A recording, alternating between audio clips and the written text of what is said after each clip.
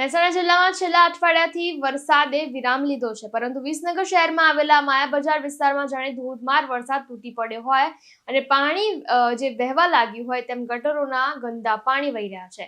વારંવાર સમાચાર પત્રો અને સોશિયલ મીડિયાના માધ્યમથી આ બાબતને નગરપાલિકા તંત્રનું ધ્યાન દોરવાનો ઘણો પ્રયત્ન કર્યો છે, છતાં પણ ખાડે ગયેલા વહીવટને કારણે વેપારીઓ અને શહેરીજનો ત્રાહિમામ પોકારી ઉઠ્યા છે.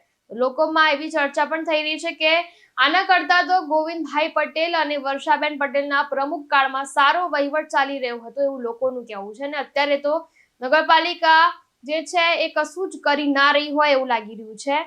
તો આ સાથે જો કે વેપારીઓ હોય તો એવું પણ હવે કહી રહ્યા છે કે હૈયે જે વરાળ કાઢી રહ્યા હોય તેવું લાગી રહ્યું છે, કેમ કે એવું કહી રહ્યા છે કે અમે તો હવે આગામી નગરપાલિકાની ચૂંટણી આવે એની રાહ જોઈ રહ્યા છીએ, કારણ કે માયાબજાર વિસ્તાર શહેરનો મધ્યમ જે વિસ્તાર કહી શકાય, સેન્ટ્રલ એરિયા કહી શકાય છે, જ્યાં શહેર અને તાલુકામાંથી લોકો મોટી સંખ્યામાં ખરીદી કરવા આવતા હોય છે.